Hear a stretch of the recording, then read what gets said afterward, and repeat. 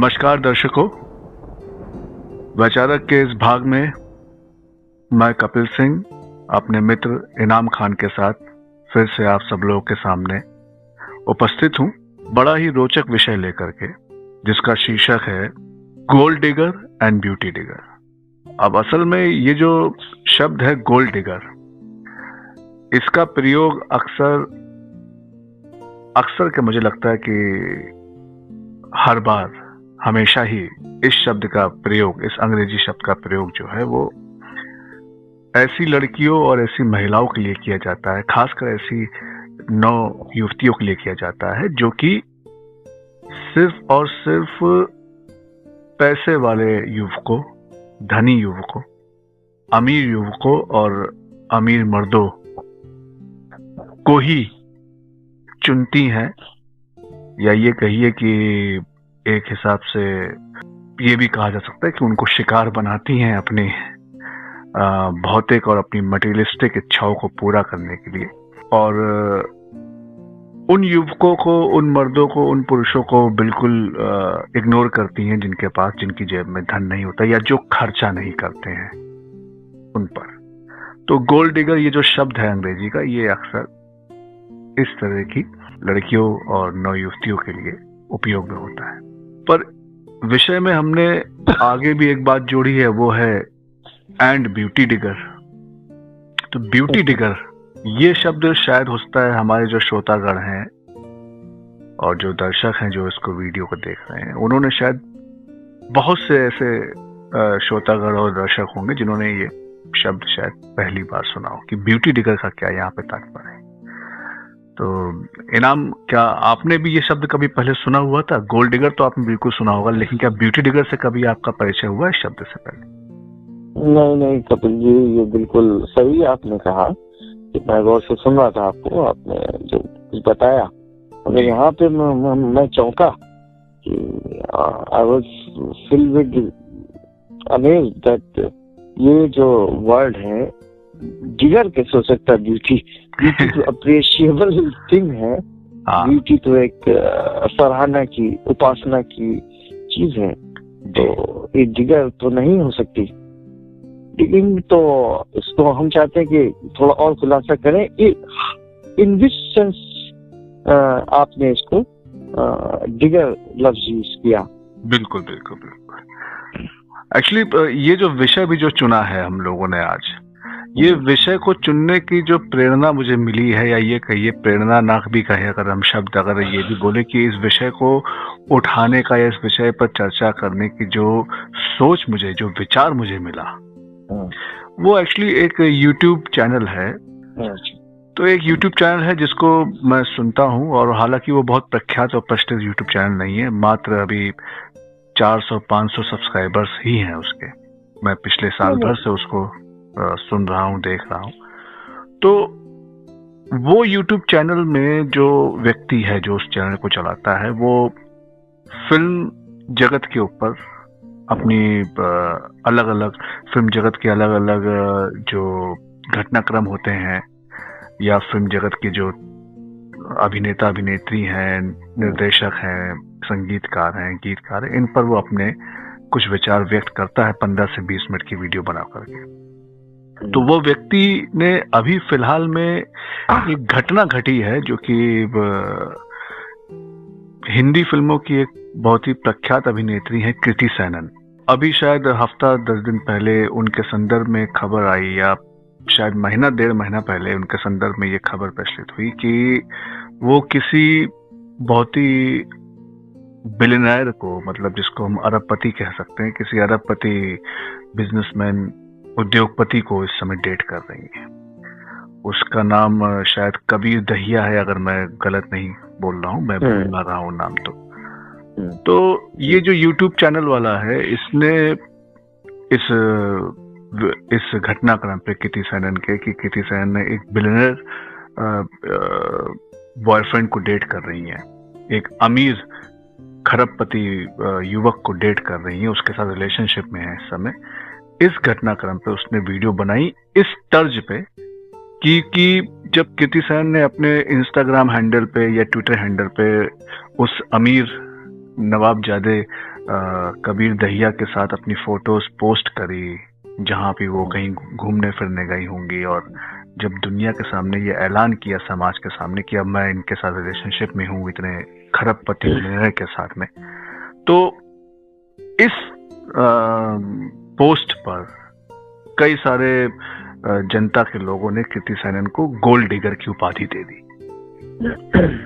अब जिस YouTube channel पर मुझे ये खबर साझा हुई, क्योंकि मैं तो इंस्टाग्राम पे कृति सैनन को या ट्विटर पे तो मैं उनको फॉलो नहीं करता हूँ, तो मुझे नहीं पता कि उनके निजी जीवन में इस समय क्या घटनाक्रम चल रहा है सिवाय उनकी फिल्मों के।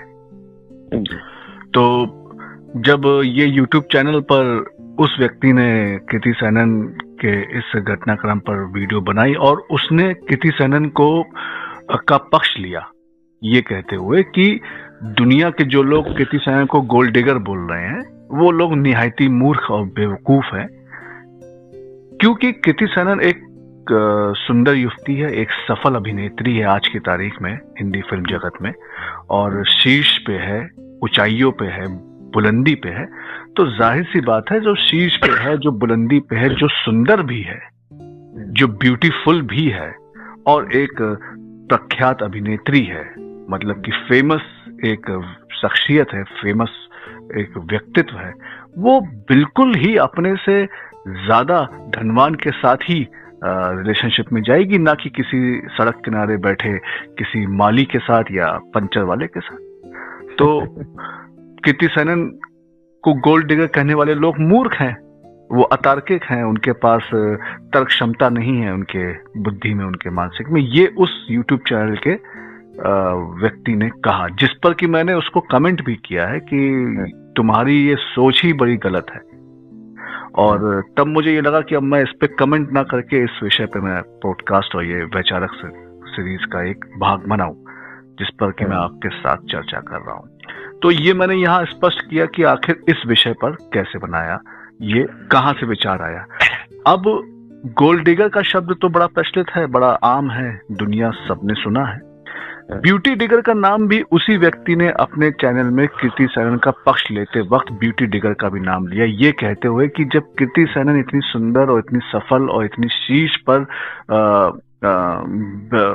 पर उपस्थित एक शख्सियत है, तो वो अपने से ज्यादा अमीर युवक को क्यों नहीं डेट करेगी, जबकि सारी दुनिया के मर्द खूबसूरत लड़कियों को ही डेट करते हैं। तो वो सारी दुनिया के जो मर्द हैं, जो सुंदर लड़कियों के पीछे ही जाते हैं उनसे दोस्ती करने, उनसे रिलेशनशिप करने, उनसे विवाह करने के लिए। तो अगर ये समाज जो कृति सैनन को गोल्ड डिगर बोल रहा है इसलिए क्योंकि कृति सैनन ज्यादा धनवान व्यक्ति के साथ ही रिलेशनशिप में गई है, तो फिर दुनिया के सभी मर्दों को ब्यूटी डिगर बोलना चाहिए। अब हालांकि उस व्यक्ति की ये बात का मेरे पास बिल्कुल तार्किक जवाब था उसकी इस अतार्किक बात को काटने के लिए, लेकिन मैंने वो कमेंट में लिखने से ज्यादा अच्छा समझा कि मैं इस पर अपने YouTube चैनल के लिए एक सीरीज, एक भाग बनाऊं।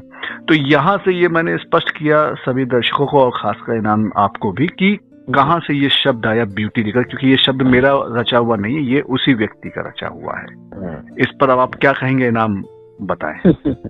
जैसे कि हमने कहा कि ये तो ब्यूटी एक साधना की और एक सुंदरता अप्रिशिएबल चीज है और ये देखने वाले की आंखों में होती है और वो अप्रिशिएट करता है, तो उसको डिगर नहीं कह सकते हैं। Digger in the sense of anything extract, कोई चीज एक्सट्रैक्ट हो रही हो, जिसको खींचा जा रहा हो, निकाला जा रहा हो, जो विराजमान है, जो पहले ही से मौजूद है, उसको हम उसकी प्रशंसा कर रहे हैं, कुदरत की प्रशंसा कर रहे हैं।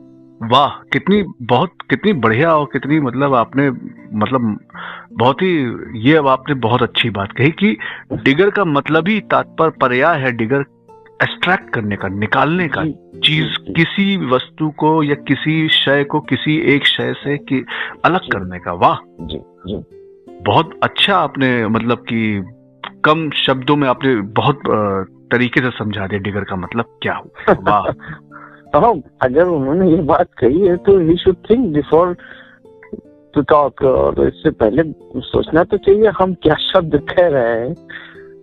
प्रोग्राम बनाया है तो ठीक है, जो जिनकी बात कर रहे हैं जी, तो वो तो मेरा मानना ये है, और हम उसे दिगर नहीं कह सकते। वो खोज के नहीं लाया, जो वो उसने खोदा नहीं या उसने उसकी तलाश नहीं की। जो चीज थी उसको कहें इन द सेंस मार्केट में थी, या जो चीज अपीयर थी, जो प्रेजेंट थी, मौजूद थी, प्रस्तुत थी, और यदि कोई व्यक्ति उस समाज उस एरा में रहता है, उस एनवायरनमेंट में रहता है और उसके सामने ये चीजें हैं, तो वो उसको अप्रिशिएट कर रहा है, उसको लाइक कर रहा है, और ब्यूटी के लिए इससे और बड़ी क्या बेहतर बात हो सकती है कि कोई उसे अप्रिशिएट करे।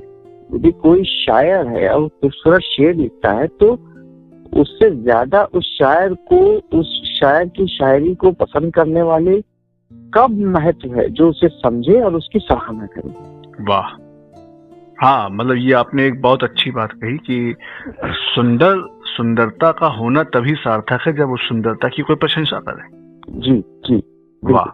तो ब्यूटी डिगर ये अपने आप में ही ये एक अतार्किक और बिल्कुल ही कहा जाए व्यर्थ का शब्द बना। जी ऐसी कुछ सोच मेरी भी रही, लेकिन हालांकि आपने बहुत अच्छे से, बहुत ही बढ़िया तरीके से इस बात को सभी के सामने उपस्थित कर दिया। अब कीर्ति सेनन के संदर्भ में आप क्या कहना चाहेंगे इनाम? क्या कीर्ति सेनन को कुछ लोगों ने उनके इंस्टाग्राम पे, उनके ट्विटर पर जब ये फोटोज उन्होंने डाली होंगी और जब लिखा होगा कि I am dating billionaire Kabir Dahiya, या जैसा भी कुछ उन्होंने जिस भी तरीके से पूरे जनता के सामने ये इन्फॉर्म किया होगा, ऐलान किया होगा कि भाई मैं एक अरबपति या खरबपति के साथ अब मैं डेट कर रही हूँ, तो जाहिर सी बात है अगर उन्होंने ऐसा अपने इंस्टा हैंडल पे और ट्विटर हैंडल पे अगर ये चीज प्रस्तुत करी भी है, तो कहीं ना कहीं सिर्फ इसलिए नहीं प्रस्तुत करी कि वो जनता को ये आगाह कर रही हैं या बता रही हैं कि वो ऐसा कर रही हैं, बल्कि कहीं ना कहीं वो अपना अहंकार भी दिखा रही कि देखो मैं खुद तो करोड़पति हुई, लेकिन अब मैं खरबपति के साथ में, देखो मेरा लेवल क्या है, देखो मैं कहां से कहां चलती चली जा रही। तो वो अहंकार का प्रदर्शन भी इसे कहा जा सकता है। तो कीर्ति सेनन के इस पूरे घटनाक्रम पर जो कुछ लोगों ने, जैसा कि मैंने तो देखा नहीं, लेकिन जैसा कि उस व्यक्ति ने अपने वीडियो में ये उल्लेख किया कि कई लोगों ने कीर्ति सेनन को गोल्ड डिगर की उपाधि दे दी। तो इस पर आप क्या कहेंगे? क्या आप कीर्ति सेनन के पक्ष में हैं या जनता के पक्ष में हैं जो कीर्ति सेनन को गोल्ड डिगर कह रही हैं? देखिए, हम न्यायसंगत बात करना पसंद करेंगे। पक्ष विपक्ष तो एक अलग बात हो गई जी। कीर्ति सेनन शायद पहले मॉडल थी और उसके बाद उन्होंने मेहनत की इस इंडस्ट्री में अपने पैर जमाना, अपने आप को साबित करना। इस समय पे जब तमाम नई एक्ट्रेस आती हैं और चली जाती हैं, बल्कि वो सैकड़ों नहीं हजारों की तादाद में, और जनता उन्हें पसंद कर रही, तो कहीं ना कहीं मेहनत भी कर रही, और मॉडलिंग से फिर एक्टिंग की दुनिया में आना और इस इंडस्ट्री में अपने आप सरवाइव करना, और वहां पर जहाँ पे जो है पहले ही से काफी, जैसे आप जानते होंगे, नेपोटिज्म का मामला चल रहा है, जहाँ पे आउट ऑफ बॉलीवुड परिवार से बाहर से आना, तो उसके बाद अपने पैर जमाना और लोगों की पसंद बनना, उनकी पसंद का काम एक खासा मुश्किल काम है। मुश्किल काम है, फर्स्ट थिंग। दूसरी बात ये कि कुछ महिलाओं का ये सपना ही होता है उड़ने का और ऊपर जाने का, तो ये एक हमारे इंडस्ट्री एक ये हो गया जिसमें मॉडलिंग और एक्टिंग लोगों को, एक्ट्रेसेस का एयर होस्टेस वगैरह बनना, जिससे उनको एक अंदर सबकॉन्शियसली उनके मन में रहता है कि यहाँ पर मुझे कोई ना कोई एक बहुत ही रिचेस्ट मैन या रिचेस्ट कोई बिजनेस टाइकून या कोई स्पोर्ट्स पर्सन, कोई खिलाड़ी या कोई बहुत बड़ा फिल्म स्टार मिल जाएगा, मिलेगा ही मिलेगा, और हम फिर उसको हम शादी कर लेंगे या हाँ, को लिव उसको में किसी रहने भी तरह से लगेंगे, इम्प्रेस करके, आप हाँ, लिव इन में रहने लगेंगे, या हम ऐसा चुनेंगे ये। हाँ, अच्छा, इसमें सिर्फ कीर्ति को ही कहना I don't think it's right, क्योंकि हमारे पास सैकड़ों ऐसे पहले ही से उदाहरण हैं जिसमें जो है, चाहे उसमें जूही चावला हो, चाहे उसमें खुद रानी मुखर्जी हो, चाहे उसमें जो है नीता अंबानी हो, आप तो जानते हैं कि और नीता और भी अंबानी, या शायद आप कहना चाह रहे हो टीना मुनीम के बारे में। टीना मुनीम सॉरी, हाँ, तो टीना मुनीम जो कि अब टीना अंबानी बनी जी। और ऐसे हमारे पास पहले ही से एग्जाम्पल है। हाँ, कई सारे अभिनेत्रियों के ऐसे हैं हमारे पास। हाँ, मेरे पास बस ये, हम ये कहना चाहेंगे कि अगर पहली बात तो हमने यही कहा कि उस जिसने ये सपना देखा और मेहनत की तो उसका अधिकार बनता है। तो ठीक है, कोई उड़ना चाहता है और उड़ने की सोच लेकर वो आया, तभी तो यहाँ तक आया और उसने फाइट की, ठीक है।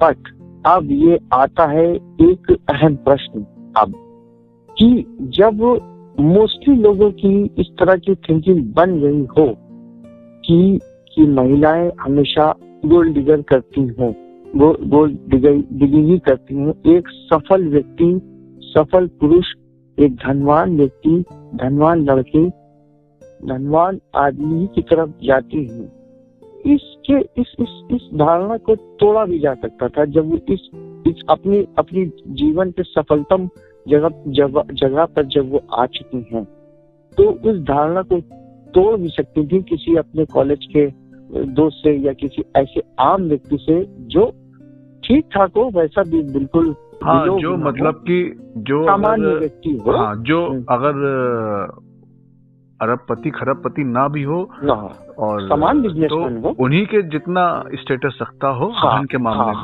एक नजीर पेश की जा सकती थी।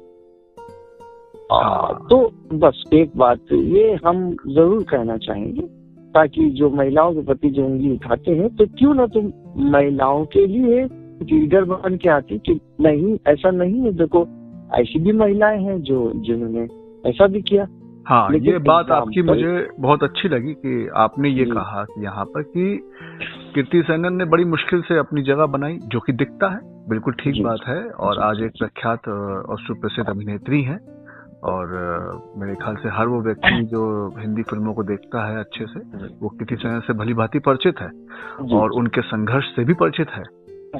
और इसमें भी कोई दो राय नहीं कि वो सिर्फ किस्मत के बदौलत ही इतना नहीं चली, उनके अभिनय क्षमता भी अच्छी है, जो कि वो अपनी कई फिल्मों में लोगों के सामने प्रदर्शित भी कर चुकी है। लेकिन इस घटनाक्रम में कि जो महिलाओं को, जो युवतियों को जो गोल्ड डिगर कहा जाता है, जिसमें कि अब इनका नाम, कीर्ति सेनन का नाम भी उस फहरिस्त में जुड़ गया है जनता द्वारा अघोषित तौर पे, तो यहाँ पर कीर्ति सेनन जैसी अभिनेत्री, जो कि आज हम उसको किसी भी प्रकार से, चाहे वो प्रशंसा के आधार पे कहा जाए, चाहे उसको प्रसिद्धि के आधार पे कहा जाए, चाहे धन के आधार पे कहा जाए, किसी इन तीनों आधारों पे किसी भी तरीके से कीर्ति सेनन जो है, और सुंदरता के आधार पर भी अगर कहा जाए, आकर्षण के आधार पर भी अगर कहा जाए, तो इन आधारों पर कीर्ति सेनन कहीं पर भी क्या कहते हैं, निचले दर्जे पे नहीं है, वो एक खासे सफलतम दर्जे पे है। हम उन्हें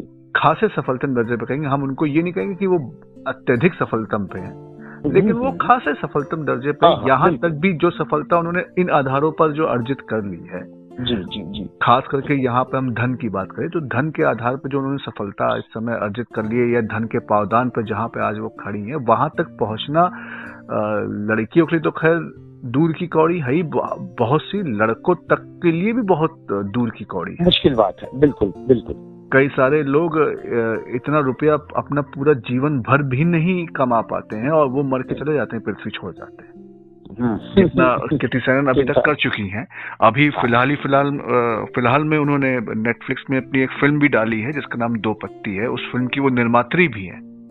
अरे वाह, तो वो उन्होंने अपना प्रोडक्शन हाउस भी शुरू किया, तो इसका मतलब कि वो खासी इस समय धनवान व्यक्ति हो चुकी है। तो ऐसे पावदान पर आने के बाद आपने एक अच्छा ये तर्क, अच्छी बात कही, यही मेरा भी विचार रहा कि ऐसे पावदान पे आने के बाद कृति सेनन चाहती तो समाज की, दुनिया की महिलाओं और युवतियों के सामने, नौ युवतियों के सामने, खास करके टीनेजर्स गर्ल, नौ युवतियों के सामने एक इस प्रकार का एक मिसाल, एक इस प्रकार की एक विचार स्थापित कर सकती थी कि मैं जिस भी व्यक्ति के साथ में, जिस भी युवक या जिस भी पुरुष के साथ में अब मैं संबंधित हो रही हूँ, किसी भी संबंध में या विवाह बंधन में भी अगर जुड़ रही हूँ अगर, तो उसका आधार प्रेम है, ना कि धन है जी।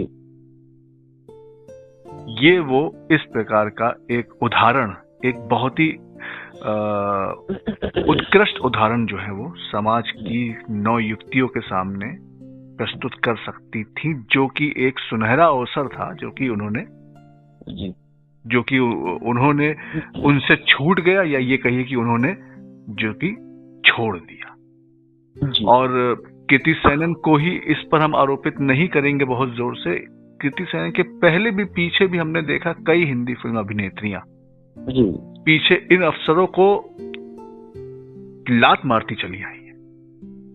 आप नाम आपने भी कुछ गिनाए हैं पीछे, और कुछ नाम मुझको भी याद आते हैं। अब मिसाल के तौर पे श्रीदेवी को भी अगर हम देखें तो उन्होंने भी बोनी कपूर से विवाह किया। बोनी कपूर एक बड़े और प्रसिद्ध प्रोड्यूसर हैं, फिल्मों के निर्माता हैं। और श्रीदेवी तो खैर मैं कहूंगा कि इस मामले में, इस आधार में तो कृति सेनन से भी थोड़ी सी निकृष्ट और ज्यादा रही, कि उन्होंने तो बोनी कपूर जो कि विवाहित पुरुष थे, किसी महिला की गृहस्थी को बिगाड़ करके अपनी गृहस्थी बनाई। इस मामले में तो मैं यही कहूंगा। इस मामले में मैं हेमा मालिनी को भी दोषी ठहराता हूँ, क्योंकि धर्मेंद्र पहले से विवाहित थे, फिल्मों में आने से पहले से मेरे ख्याल से धर्मेंद्र विवाहित थे। और ऐसा माना नहीं जा सकता कि हेमा मालिनी को ये पता ना हो।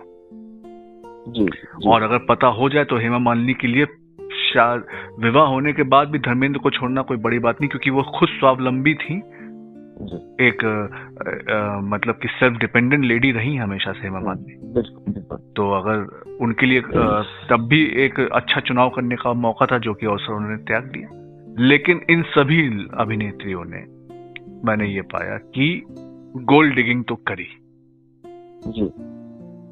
और ये गोल्ड डिगर की उपाधि जो मिली इन महिलाओं को, युवतियों को, तो वो इसी आधार पे मिली कि उन्होंने पुरुषों के साथ, युवकों के साथ जो संबंध बनाए या जो विवाह बंधन रचा, वो जनता को और उन पुरुषों और युवकों को तो वो इस भ्रम में रखे कि हम प्रेम कर रहे हैं तुमसे, इसलिए हम तुम्हारे साथ। वो भ्रम है जो वो फैला रही है, जिसे माया भी कह सकते हैं। माया जाल है वो उनका, इन सुंदरियों का। पर असल में आधार प्रेम नहीं है, वो सिर्फ धन के कारण है। जितने भी संबंध वो बना रही है वो धन के कारण बना रही है, और जितने भी विवाह बंधन वो बना रही है तो वो धन के ही कारण बना रही है। तो बड़ी बात यहाँ पे ये है कि ये जो भ्रम, ये जो माया जाल, ये सुंदरियां, ये जो ब्यूटीफुल लेडीज जो ये परोसती हैं,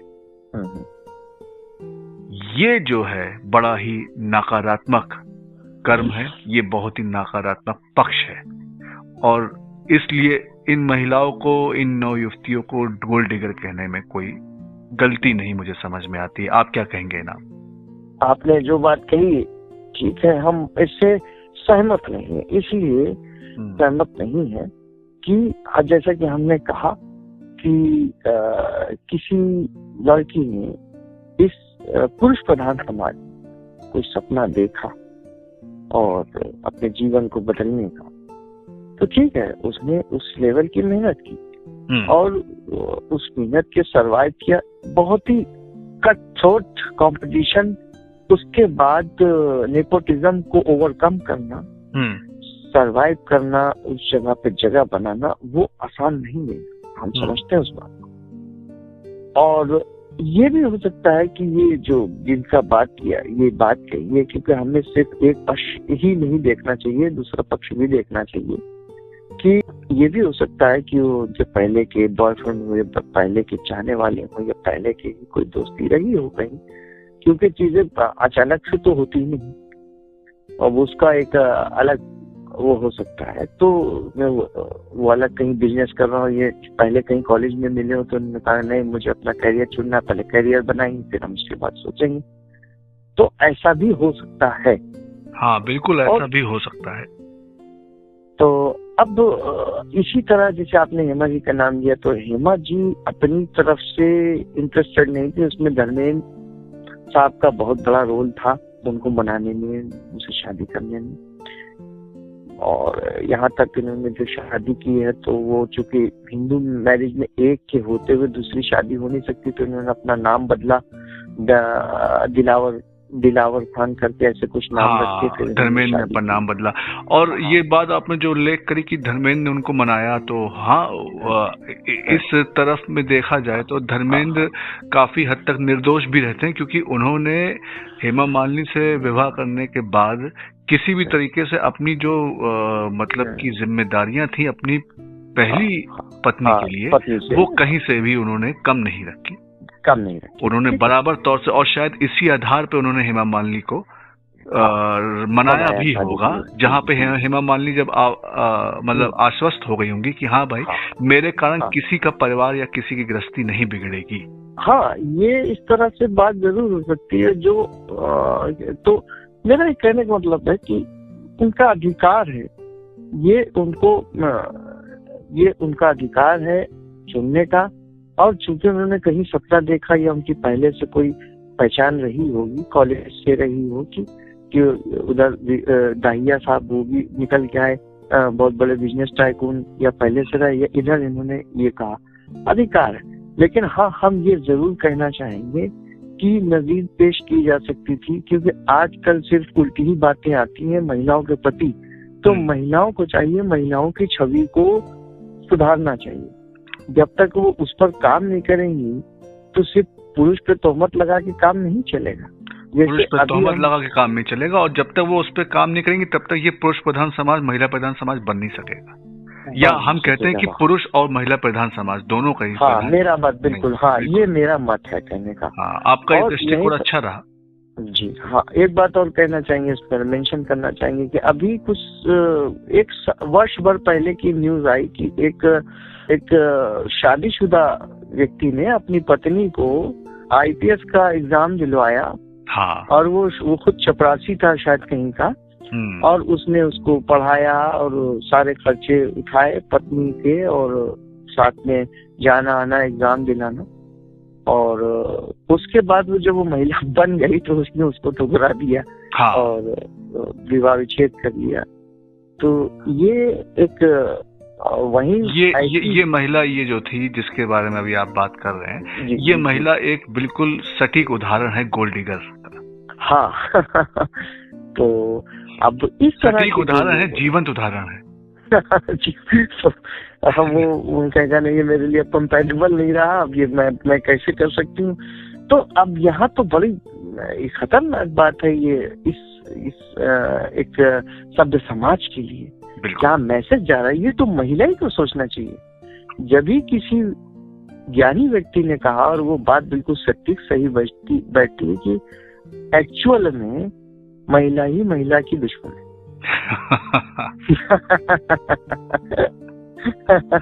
सही बात। दूसरा उदाहरण देना चाहेंगे कि हमारी जो है मिनिस्टर रही अभी स्मृति ईरानी जी, इनकी एक सहेली हुआ करती थी जिनके यहाँ जाती थी, और वो शादीशुदा थी। हाँ। और वहाँ इन्होंने जो है शादी कर ली।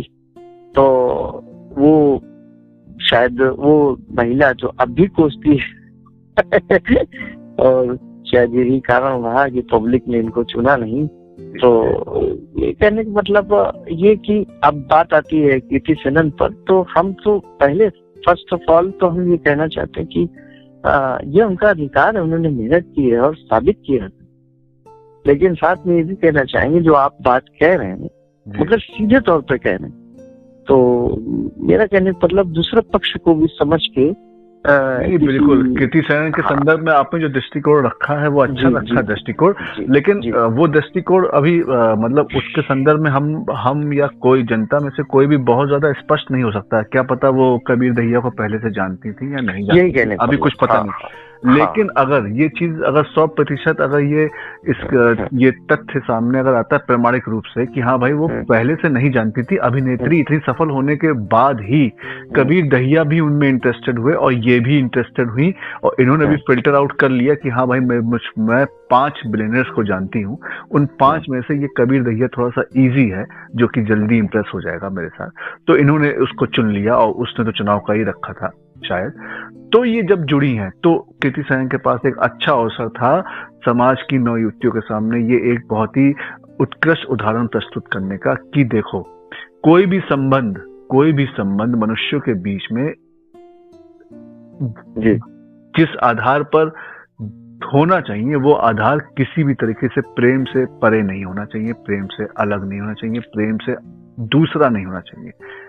यहाँ पर कृति सेनन और कबीर दहिया के बीच में जो भी संबंध है, लिव इन रिलेशनशिप का है, गर्लफ्रेंड बॉयफ्रेंड का है, या आने वाले समय में शायद वो पति पत्नी का भी बना ले, वो जो भी संबंध है अभी उसका आधार जो है 99% जनता को यही दिख रहा है कि ये सिर्फ और सिर्फ संबंध जो है वो धन के आधार पे बना है, जबकि कायदा ये कहता है, कायदा अलिखित कायदा, ये अलिखित कानून जो है परमात्मा की धुन बनाई सृष्टि का, जो कि हर मनुष्य के हृदय में, हर मनुष्य की आत्मा में जन्म के साथ ही प्रोग्राम्ड है कि संबंध जो है उनमें रुपए नहीं आने चाहिए, धन नहीं आना चाहिए, संबंध प्रेम के आधार पे ही होने चाहिए। और वही तर्कपूर्ण बात भी, अगर माँ अपने बेटे से, अगर माँ अपने पेट से जन्मे शिशु से प्रेम इस आधार पे करे कि ये शिशु जो है जन्म के साथ क्या कुछ हीरे मोती चांदी भी लेके आया है कि नहीं, तब तो मैं इसको अपनी छाती का दूध पिलाऊं वरना नहीं पिलाऊं, तो बात ही खत्म हो गई फिर तो। वो तो बहुत ही जो है एक ऐसा पवित्र और ऐसा पाक प्रेम होता है ये, जो माता जो है पुत्र या माता पुत्री के बीच होता है। तो संबंध है एक माँ और पुत्र के बीच में या माता और शिशु के बीच में एक संबंध है, तो संबंध का आधार प्रेम ही होता है। सारी दुनिया की दौलत है एक तरफ, मेरा बेटा और मेरी बेटी एक तरफ।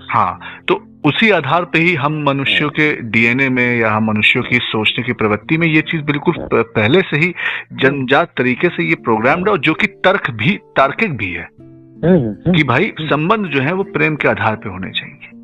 और प्रेम क्यों हो किसी से, इसका कोई भी तार्किक उत्तर नहीं होता, क्योंकि प्रेम किसी से भी तो कभी भी हो जाता है, किया नहीं जाता, ठीक है ना। उसका कोई तार्किक उत्तर नहीं है, उसका कोई अतार्किक उत्तर भी नहीं है। मतलब प्रेम जो है वो तर्क के बहुत परे है, तो अतर्क के तो परे है ही। तो कोई भी संबंध प्रेम के आधार पे हो, ये उदाहरण, उत्कृष्ट उदाहरण कृति सेनन के पास था अवसर। अगर वो कबीर दहिया को अभिनेत्री या सफल अभिनेत्री होने से पहले से नहीं जानती है तो ये था जहां पे ये चूक गई, ये वापस चूकी। इस पुरुष प्रधान समाज को महिला और पुरुष प्रधान समाज बनाने में एक योगदान देने से ये चूक गई। वाह, ये पॉइंट है आपका, वरना तो सीधे सीधे तो यही कहा जा सकता है भाई ये हमारी पर्सनल लाइफ है, तुम लोग कौन होते हो उसमें पॉडकास्ट बनाने वाले। नहीं उसमें जब आप अपने किसी भी निजी घटनाक्रमों को जब आप इंस्टाग्राम पे, फेसबुक पे और ट्विटर पे जब आप प्रकाशित करते हैं, तब तो वो पब्लिक फिगर हो गया था, तब वो पब्लिक बात हो जाती, तब जनता का भी पूरा का पूरा अधिकार होता है उस पर कुछ ना कुछ नहीं हस्तक्षेप करने का, तो कम से कम उस पर कुछ ना कुछ चर्चा विशेष करने का। भाई आप फेसबुक पे अगर अपनी आप फोटो भी डाल देते हैं, हम तो गलत मानते हैं कि किसी की पर्सनल लाइफ पे, उसकी चॉइस पर हमें अत्यधिक हस्तक्षेप नहीं करना। नहीं, अत्यधिक बिल्कुल नहीं करना चाहिए, लेकिन क्योंकि अब कृति सेनन को जनता जो वो कृति सेनन जो है वो एक अभिनेत्री है, तो वो उनके जो भी चुनाव है फिल्मों के या उनके जो भी घटनाक्रम है निजी जीवन के, जैसे ही वो जनता के सामने आते हैं तो जनता अपनी प्रतिक्रिया बिल्कुल दे सकती है, जनता का ये अधिकार बनता है, ये लोकतंत्र है। अगर आप तो ऑलरेडी, हाँ, चूंकि आप जनता से सीधे जुड़े हैं तो आपका काम, जो आपकी रोजी रोटी, वो जनता ही से ही है। और कृति सेनन तो की उसका बात पूरा क्यों हक करें बनता है। हम, हाँ। किसी सेलिब्रिटी की बात क्यों करें अगर आप भी अपनी फोटो फेसबुक पे डाल देते हैं जबकि आप सेलिब्रिटी नहीं है? तो जैसे ही आप अपनी निजी तस्वीर, जैसे ही आप सार्वजनिक मंच, फेसबुक एक सार्वजनिक मंच है, इंस्टाग्राम एक सार्वजनिक मंच है, ट्विटर एक सार्वजनिक मंच है, जैसे ही आप अपनी निजी तस्वीर एक सार्वजनिक मंच पे डालते हैं तो कोई भी आकर के वहां पे अपनी प्रतिक्रिया दे सकता है कि आप अच्छे लग रहे हैं या आप अच्छे नहीं भी लग रहे हैं, और देते ही है ना, बिल्कुल। तो ये लोकतंत्र है और ये बिल्कुल तो सिर्फ पब्लिक फिगर की या सेलिब्रिटीज की बात नहीं, ये तो आम जनों के लिए भी बात है। जैसे ही आप अपनी निजी घटनाक्रमों को या निजी वस्तुओं को जैसे आप प्रसारित करते हैं एक जनता के मंच पे, सार्वजनिक मंच पे, वो वहां से फिर सर्व की भी प्रतिक्रिया आने लग जाएगी। अब जो कि हमारा विषय है beauty digger, gold digger and beauty digger. अब ब्यूटी डिगर के संदर्भ में थोड़ी सी चर्चा मैं आगे बढ़ाता हूँ जी। उस वीडियो में जो, जिस YouTube वीडियो से मुझे ये मालूम पड़ा कृति सेनन के इस घटनाक्रम के बारे में, तो वहां पर वो व्यक्ति जब बोल रहा है कि भाई कृति सेनन ने अगर एक अमीर ज़ादे के साथ में संबंध स्थापित किया है तो उसको जनता जो है गोल्ड डिगर कह के उसको मॉक कर रही है, चिढ़ा रही है, उसको आरोपित कर रही है। तो दुनिया के सारे पुरुष तो जो है वो सुंदर स्त्रियों के पीछे ही जाते हैं, सुंदर स्त्रियों से ही मित्रता करते हैं, उनके साथ संबंध बनाते हैं, तो उन सारे मर्दों को ब्यूटी डिगर क्यों नहीं कहा जा रहा? इस पर आप क्या कहेंगे कि ये ब्यूटी डिगर का जो इस शब्द दे रहे हैं सारे पुरुषों को, उन्होंने उदाहरण भी दिया कि शाहरुख खान विवाहित होते हुए भी प्रियंका चोपड़ा के साथ अवैवाहिक संबंध रख रहे थे क्योंकि प्रियंका चोपड़ा सुंदर थी, और धर्मेंद्र विवाहित होने के उपरांत हेमा मालिनी जैसी सुंदरी के साथ में उन्होंने पहले तो प्रेम प्रसंग किया, फिर विवाह भी किया, तो वो भी ब्यूटी डिगर हुए उस व्यक्ति के अनुसार जिसके यूट्यूब चैनल से मुझे ये सब घटनाक्रम मिले। तो शाहरुख खान है, धर्मेंद्र हैं, ठीक है ना, और साथ ही साथ सैफ अली खान के लिए भी यही कहा गया उन्होंने कि भाई ये सब ब्यूटी डिगर लोग हैं। और उन्होंने ये भी कहा कि कृति सेनन को ही हम गोल्ड डिगर क्यों कहे, हम कबीर दहिया को भी हम ब्यूटी डिगर कहे, क्योंकि कबीर दहिया भी इतना अमीर व्यक्ति होते हुए भी वो भी एक उदाहरण जो है स्थापित कर सकता था जनता के सामने, नौ युवकों के सामने, कि भाई मैं इतना अमीर हूं लेकिन मैंने एक सामान्य परिवार की या सामान्य आर्थिक स्थिति की लड़की के साथ, सामान्य सी दिखने वाली लड़की के साथ मैंने प्रेम किया और उसके साथ विवाह किया, उसके साथ रिलेशनशिप में हूँ। लेकिन उसने भी ऐसा नहीं करके उसने भी एक सुप्रख्यात, एक प्रसिद्ध अभिनेत्री को ही चुना ताकि कबीर दहिया के पास धन तो पहले से है, अब उसका नाम भी हो जाए समाज में कि भाई ये किसके साथ रिलेशनशिप में, अरे ये कृति सेनन के बॉयफ्रेंड है, तो न्यूज में आ जाए, खबरों में आने के लिए उन्होंने ऐसा किया। तो उस व्यक्ति ने इस तरह से कबीर दहिया को और शाहरुख खान को और धर्मेंद्र को ब्यूटी डिगर कहा। तो कबीर दहिया के संदर्भ में उसने जो ये बात कही, इतनी बात तो मुझे सही समझ में आती है, हाँ, कि भाई कबीर दहिया ने कृति सेनन के साथ में संबंध स्थापित इसलिए किया कि वो खबरों में आ जाए और वो भी प्रसिद्ध हो जाए। जी। और कृति सेनन ने इसलिए संबंध स्थापित किया ताकि उसके पास और धन आ जाए, वो सारा धन खींच ले वहां से इधर अपने पास। तो असल में दोनों लोगों ने ही संबंध स्थापित किया है अपने अपने मटेरियलिस्टिक और भौतिक स्वार्थों को लेकर के, ना कि प्रेम को लेकर के। तो दोनों ही यहाँ पे आरोपित हैं। तो यहाँ पर हम कृति सेनन को तो गोल्ड डिगर कह सकते हैं, लेकिन ब्यूटी डिगर वाला तमगा जो है वो अब भी कबीर दहिया पे नहीं लगा सकते हैं।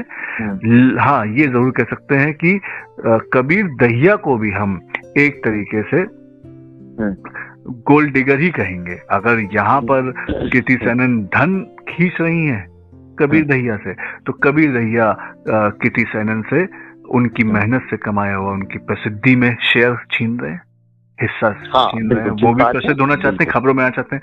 तो हम इन दोनों को ही ब्यूटी डिगर कहते हैं। ब्यूटी डिगर सिर्फ एक लिंग तक क्यों रह जाए, वो दोनों लिंगों तक हम प्रसारित करें।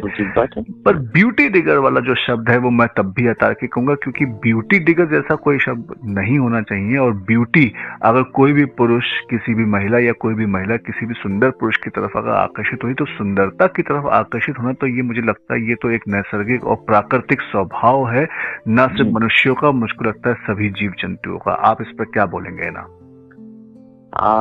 हमें लगता है कि बहुत अच्छी आपने जो है डेफिनेशंस दी हैं, तो और हम इससे सहमत हैं, ये इस बात से सहमत हैं कि वो एक नेचुरल एलिमेंट है। उसी एलिमेंट के उसी तत्व के कारण दो पुरुष और स्त्री एक दूसरे के करीब आते हैं, एक दूसरे को के आकर्षण में बंधते हैं। जैसे कि कोई अगर महिला पैदा होती है, बच्चा, तो लड़की कोमल होती है, उनकी बोन्स, हड्डियों से लेकर उनकी स्किन तक जो है उनका रंग रूप तक कुदरत ने अलग पैदा किया। वहीं जब पुरुष होते हैं तो प्यूबर्टी होती है, तो उनका फेस, चेस्ट और आर्म्स तो मजबूत होता है। वही लड़के अच्छे माने जाते हैं और लड़कियों को पसंद वो लड़के आते हैं जो जिनमें ये क्वालिटीज हों। तो ये तो आपने जो बात कही उसको हम थोड़ा साइंटिफिक वे में लाके बता रहे हैं कि जो लोग इस बात को नहीं समझते, ये एक नेचुरल पॉइंट होता है कि महिला एक पुरुष जिसमें हो उस पे की तरफ आकर्षित होती है, जिसकी गाढ़ी बाहें हैं और सीना चौड़ा हो, बाजू थोड़े चौड़े होते हैं जिसके, और कद काठी लंबी होती है। हाँ, यहाँ पर भी मैं एक बात आपकी इसी बात को मैं थोड़ा सा और डिटेल करना चाहूंगा, वो ये कि महिला, प्रत्येक महिला या प्रत्येक युवती किस युवक की तरफ आकर्षित हो रही है, किस युवक की तरफ, किस युवक में क्या सुंदरता देख के आकर्षित हो रही है, ये भी सब्जेक्टिव है, व्यक्तिगत मामला है। जी। कोई युवती किसी युवक के बालों को देखकर उसकी तरफ आकर्षित होती है, कोई युवती किसी युवक के चेहरे की धीर गंभीरता या उसके बलिष्ठ बाजुओं को देख करके उसकी तरफ आकर्षित होती है। तो सुंदरता के मापदंड अलग अलग हैं प्रत्येक व्यक्ति के लिए। बिल्कुल। किसी गोरी महिला को, किसी गोरी युवती को कोई काला युवक पसंद आता है। जी बिल्कुल। किसी लंबे, मिसाल भी है। हाँ, उसकी मिसालें भी हैं, बिल्कुल हैं। मिसाल है, जैसे विवियन रिचर्डसन एक खिलाड़ी हुआ करते थे जी, और हमारे यहाँ की नीना गुप्ता एक कलाकार हुआ करते थे। हाँ बिल्कुल। हुआ क्या, सॉरी, वो अभी भी एक्टिव हैं, फिल्में और थिएटर की बहुत अच्छी कलाकार। हाँ, उन्होंने विवियन रिचर्डसन से जो है रिलेशन थे उनके, उनकी बेटी भी हुई और उन्होंने उस बात को अपनाया भी। अब वो तो अफ्रीकी है। हाँ, अफ्रीकी है, बिल्कुल, वो तो डार्क स्किन के हैं। हाँ, तो वही है, क्योंकि वही चीज मैं कह रहा हूँ कि सुंदरता के अपने अपने मापदंड हैं जो कि व्यक्तिगत हैं हर व्यक्ति। तो ब्यूटी इज सब्जेक्टिव।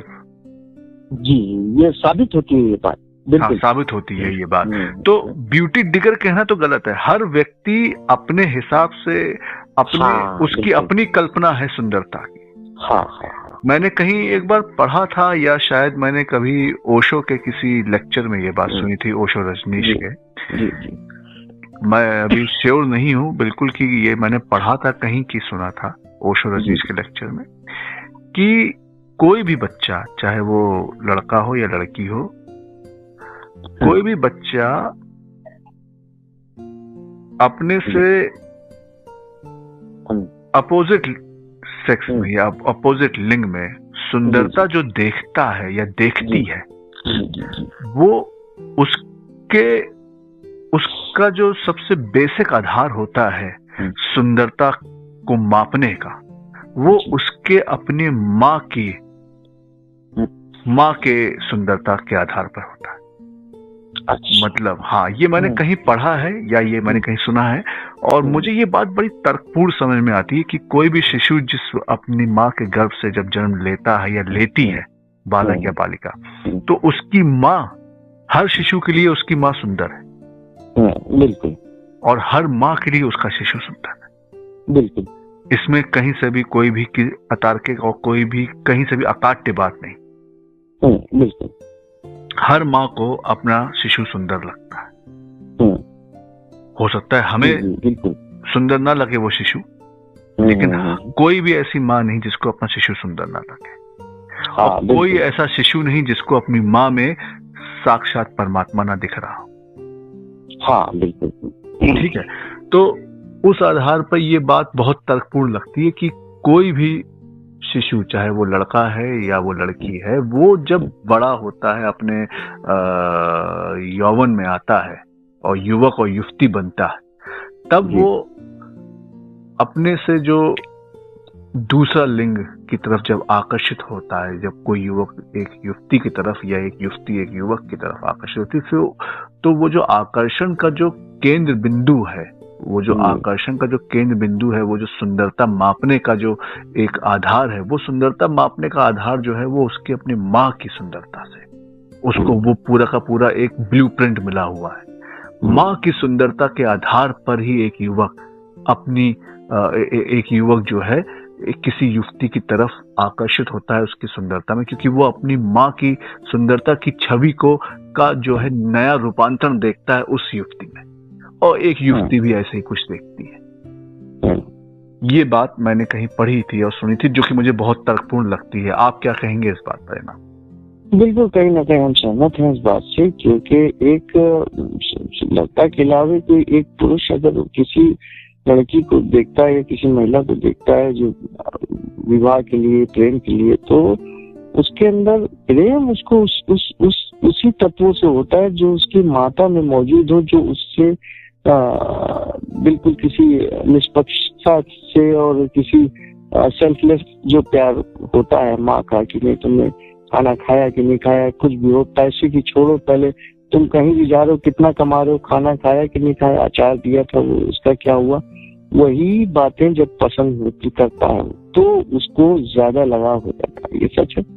वही कोई लड़की या कोई स्त्री जब किसी पुरुष को पसंद करती है तो वो अपने पिता जैसे गुण जब देखती है तो उस व्यक्ति में तो उसको ज्यादा करीब आ जाती है, उसके ज्यादा गंभीर तरह से प्रेम करने लगती है। बिल्कुल, पिता भी चाहे कुछ भी। ये सब बातें जो हैं ये बार बार सिद्ध करती हैं इस बात को कि सुंदरता जो है वो व्यक्तिगत है, मतलब कि ब्यूटी इज सब्जेक्टिव।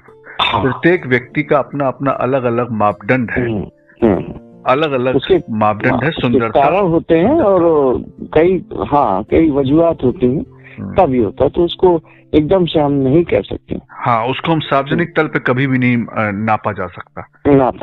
बिल्कुल बिल्कुल।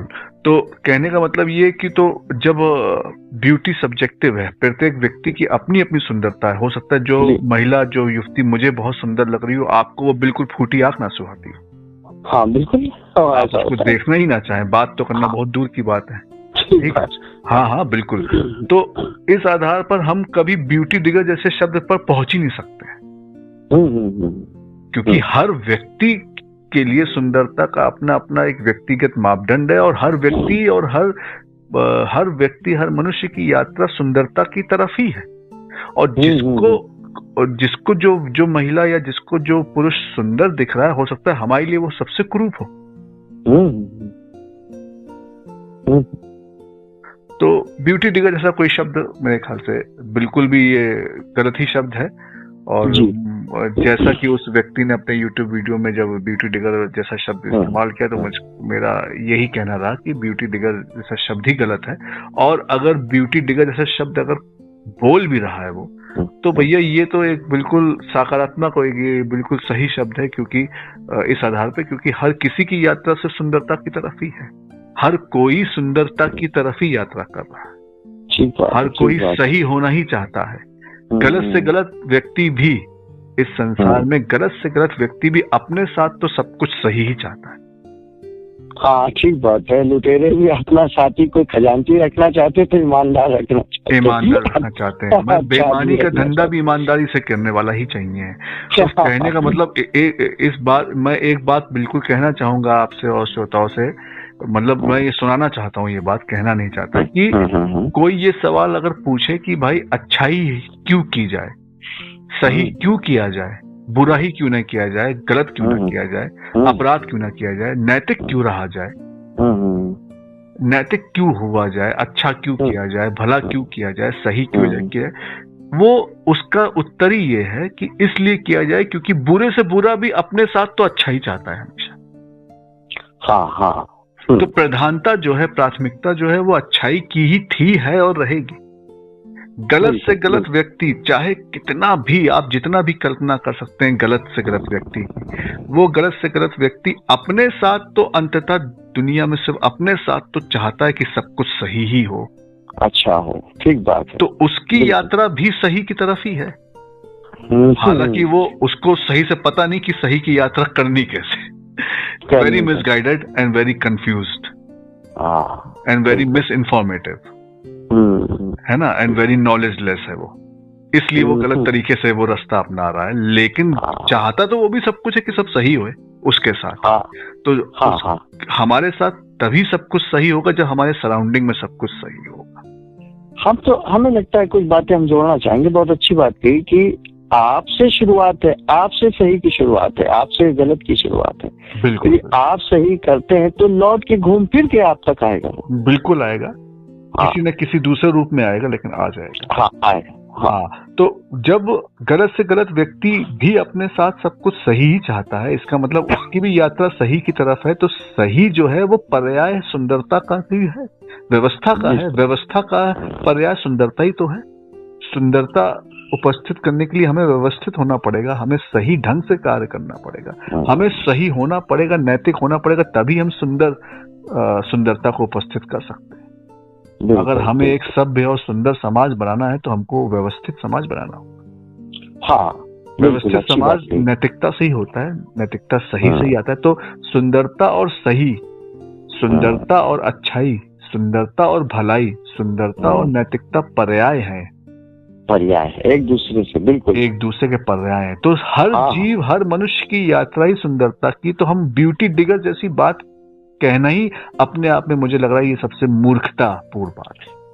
देखिए, ये हमें लगता है ये बात जो कही गई वो एक टॉन्ट वे में कह दी गई, खुद बगैर इस बात को समझे हुए कि हम क्या कह रहे हैं जी। तो ये टॉन्ट वे में बात कही गई है। तो आप अगर वो ऐसे तो तुम भी ऐसे हो। असल में कह दी गई। यस। और वो कृति सेनन के पक्ष को ऐसा लग रहा है कि जानबूझ करके और जबरदस्ती थोपना चाहा कि वो बिल्कुल सही है, जबकि गोल्ड डिगर जैसा शब्द बिल्कुल सही है। क्योंकि धन जो है,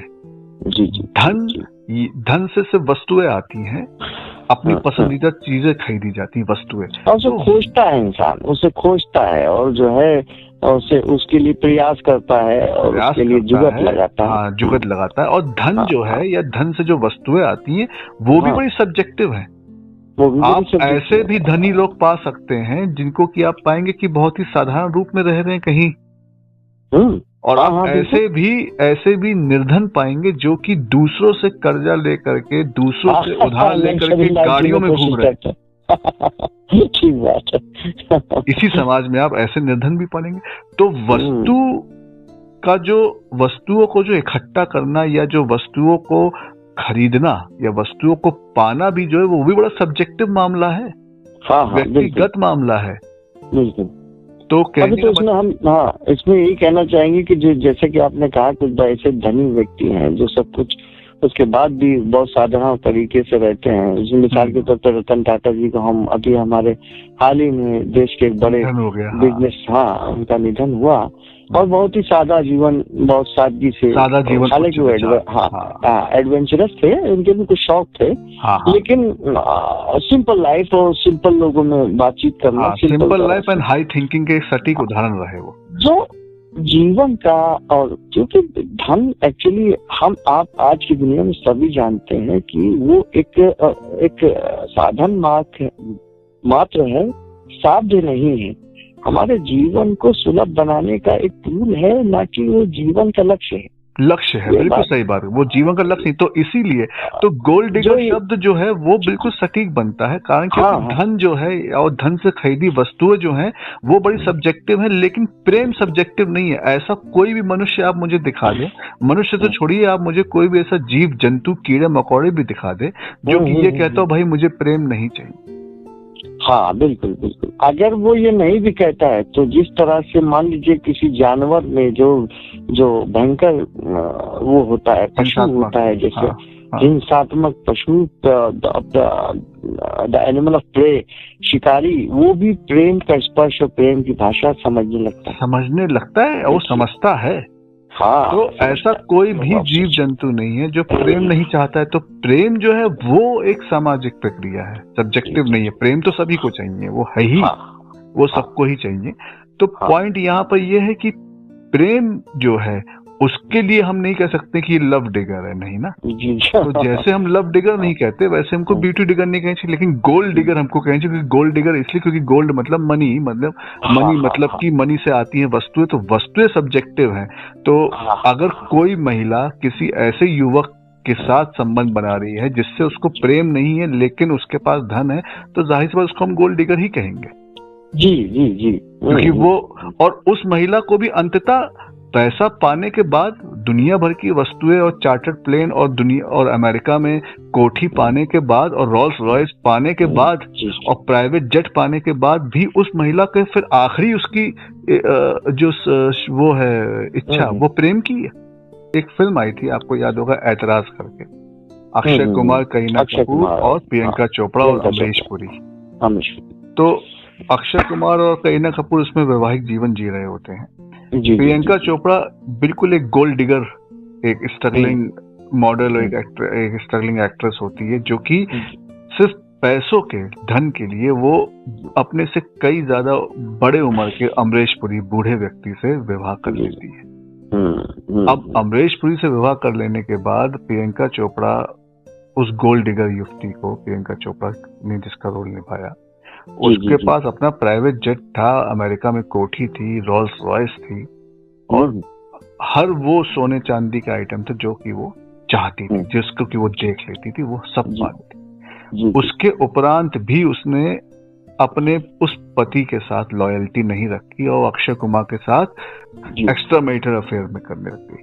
तो कहने का मतलब ये है कि गोल्ड डिगर युवतियां जो हैं, जो कि धनी पुरुषों के साथ संबंध बनाती हैं, उनको ये जताती हैं कि हम तुमसे प्रेम कर रहे हैं, जनता को ये दिखाती है कि हम प्रेम ही कर रहे हैं उससे, लेकिन असल में उनकी नीयत होती है सिर्फ धन खींचने की, धन पाने की। वो धन पाने के बाद, दुनिया भर की वस्तुएं खरीद लेने के बाद, उनको भी प्रेम उनको तब भी चाहिए। ऐसा नहीं कि उनकी प्रेम की इच्छा पूर्ति, क्योंकि वस्तुएं जो है वो आपके प्रेम की इच्छा नहीं पूरी कर सकते। प्रेम की इच्छा तो एक सामने आपके ही प्रजाति का मनुष्य जीव, एक जीवन ही पूरी कर सकता है। निर्जीव वस्तुएं नहीं कर सकती हैं प्रेम की आवश्यकता पूरी। तो कहने का मतलब कि ये, इनको गोल्ड डिगर कहना कहीं से भी गलत नहीं है, लेकिन ब्यूटी डिगर जैसा शब्द मेरे हिसाब से कुछ भी सही नहीं रहता है। बिल्कुल बात है जी, बिल्कुल। तो अब मुझको लगता है ये चर्चा शायद यहाँ रोक दी जाए अब, क्योंकि बहुत अच्छी चर्चा हो, हाँ बिल्कुल, लगातार सटीक चर्चा हुई है तो बहुत बढ़िया। उसके बाद शायद हम लोगों को विराम लगाना चाहिए और विदा लेना चाहिए। बिल्कुल बिल्कुल।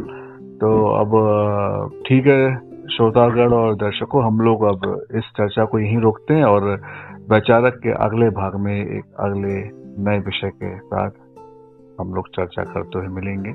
और आशा करते हैं कि शायद आने वाले भागों में सिर्फ मैं और इनाम ही ना रहे चर्चा में, कोई और भी तीसरे लोग, चौथे लोग भी हमारे साथ चर्चा में जल्द ही जुड़ेंगे। वापस मुलाकात होती है वैचारक के अगले भाग में। तब तक के लिए नमस्कार।